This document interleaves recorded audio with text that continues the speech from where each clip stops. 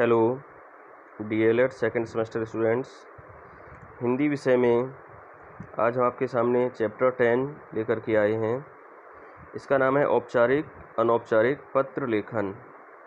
तो छात्रों, जैसा कि हम जानते हैं, पत्र लेखन जो है वो एक बहुत ही प्राचीन विधा है अपने विचारों, अपने भावनाओं को दूसरों के समक्ष प्रस्तुत करने के लिए, और आज भी इसका प्रयोग प्रचुर मात्रा में हो रहा है। यदि हम देखें तो बहुत सारी तकनीकों के कारण इलेक्ट्रॉनिक मीडिया और बहुत सारी नई नई तकनीकें आ गई हैं, जिसकी वजह से पत्र लेखन जो है वो पुराने समय की अपेक्षा इसका प्रचलन कुछ कम हुआ है। लेकिन हम ये नहीं कह सकते हैं कि इसका प्रचलन जो है वो समाप्त हो गया है। अभी भी बहुतायत मात्रा में देखा जाए तो पत्र लेखन का प्रयोग होता है। पत्र लेखन जो है वो विचारों की अभिव्यक्ति का एक बहुत ही सशक्त साधन है। अगर हम देखें जो अन्य साधन हैं अपने विचारों को व्यक्त करने के लिए, शायद वो इतने सशक्त नहीं हैं जितना कि आज भी पत्र लेखन जो है वो महत्वपूर्ण और सशक्त रूप से अपनी भूमिका अदा करता है। पत्र लेखन के माध्यम से जो लेखक है, जो पत्र लिखने वाला है, सिर्फ वो अपनी भावनाएं ही व्यक्त नहीं करता बल्कि वो अपने व्यक्तित्व को भी व्यक्त करता है। लेखक का चरित्र, दृष्टिकोण, संस्कार, मानसिक स्थिति, आचरण, ये सारी चीज़ें पत्र को पढ़ करके इन सब चीज़ों के बारे में समझा जा सकता है। अतः हम ये कह सकते हैं कि पत्र लेखन जो है वो भावनाओं के साथ साथ अपने व्यक्तित्व को प्रदर्शित करने का भी एक बहुत ही सशक्त साधन है। तो हम देखें कि पत्र का जो महत्व है, पत्र लेखन का जो महत्व है, वो किस प्रकार से उपयोगी हो जाता है, किस प्रकार से प्रभावी हो सकता है, इसके महत्व को हम लोग समझते हुए पत्र में अपनी बात विस्तार से कही जा सकती है।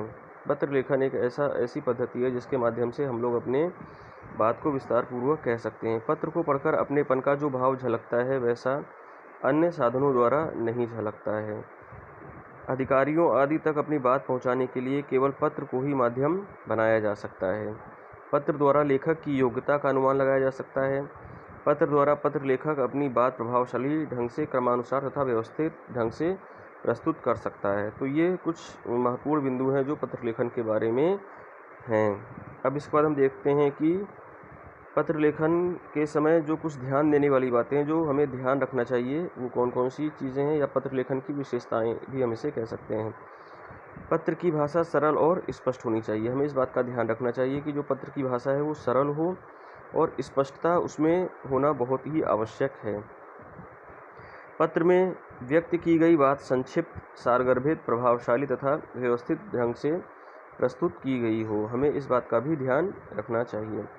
पत्र पढ़कर पाठक को लेखक के अभिप्राय के विषय में किसी प्रकार का भ्रम नहीं होना चाहिए। पत्र में भेजने वाले का नाम, पता, दिनांक आदि का स्पष्ट उल्लेख होना चाहिए। तो हमें इन सब चीज़ों का ध्यान रखना चाहिए पत्र लिखते समय। अब हम बात करते हैं पत्र के प्रकार। पत्र को हम प्रकार के आधार पर दो भागों में विभक्त कर सकते हैं। पहले आता है औपचारिक पत्र और दूसरा है अनौपचारिक पत्र। तो सबसे पहले हम देखते हैं औपचारिक पत्र। औपचारिक पत्र ऐसे लोगों को लिखा जाता है जिनके लिखने का कोई व्यक्तिगत या पारिवारिक संबंध नहीं होता। जैसे उदाहरण के तौर पर विद्यालय के प्रधानाचार्य को लिखा गया प्रार्थना पत्र, अधिकारियों को लिखा गया पत्र, समाचार पत्र के संपादक को लिखा गया पत्र, पुस्तक विक्रेता या किसी व्यापारी को लिखा गया पत्र, नौकरी आदि के लिए आवेदन पत्र। तो इस प्रकार से ये औपचारिक रूप से लिखे गए पत्र के उदाहरण हैं। अब हम बात करते हैं अनौपचारिक पत्र। अनौपचारिक पत्र में इसमें व्यक्तिगत और पारिवारिक संबंध के अंतर्गत जो पत्र लिखे जाते हैं वो अनौपचारिक पत्र के अंतर्गत आते हैं। जैसे माता पिता, भाई बहन, दादा दादी, मित्र, सहेली, संबंधी, बहुत सारे लोग जो अपने जिनसे हमारे व्यक्तिगत संबंध होते हैं, जब हम उन्हें पत्र लिखते हैं तो वो अनौपचारिक पत्र के रूप में प्रस्तुत किए जाते हैं। अब हम बात करते हैं कि पत्र लेखन के कौन कौन से अंग हैं। सबसे पहले इसमें आता है स्थान, दिनांक तथा पता। पत्र के सबसे ऊपर दाहिने किनारे पत्र लिखने वाले के स्थान, दिनांक और पता लिखा जाता है।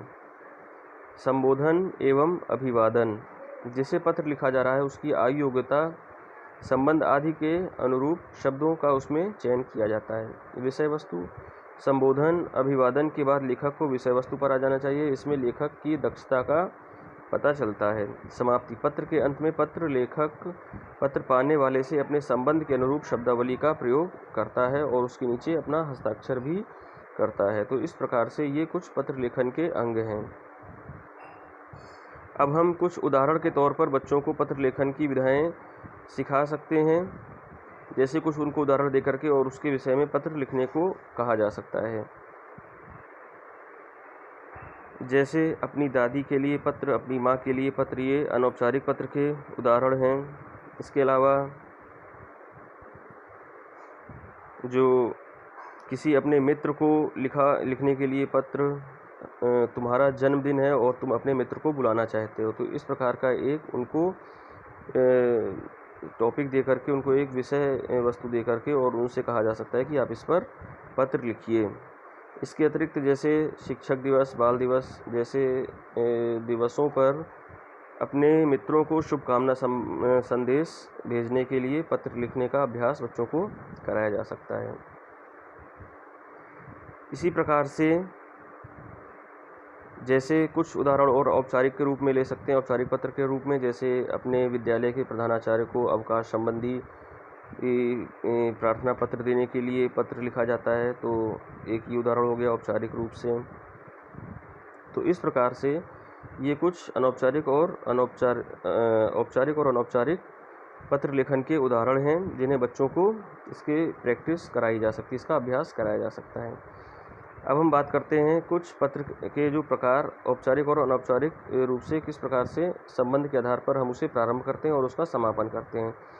अनौपचारिक या व्यक्तिगत पत्र के बारे में जैसे हम अगर लिखते हैं माता पिता, बड़े भाई बहन, आदरणीय कोई भी व्यक्ति जो हो, उसके आधार पर, इन संबंधों के आधार पर जब हम पत्र लिखते हैं तो उसका आरंभ जो है माननीय, आदरणीय, पूजनीय, पूज्य, परम पूज्य, इस तरह के शब्दों को वहाँ पर उल्लिखित करके हम पत्र का प्रारंभ कर सकते हैं। और समापन करते समय आपका आज्ञाकारी पुत्र, पुत्री, स्नेहाकांक्षी, इस तरह के शब्दों का हम लोग वहाँ पर प्रयोग कर सकते हैं।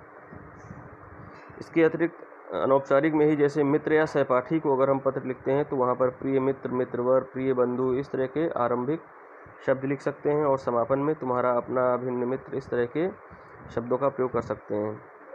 फिर जैसे अपने से छोटों को अगर लिखना है तो प्रिय, परम प्रिय, प्रियवर, चिरंजीवी, प्रिय, इस तरह का या नाम लिख करके हम वहाँ पर संबोधित कर सकते हैं। फिर इसके बाद समापन में तुम्हारा शुभचिंतक, शुभेच्छु, शुभाकांक्षी, इस तरह के शब्दों का प्रयोग हम लोग करते हैं।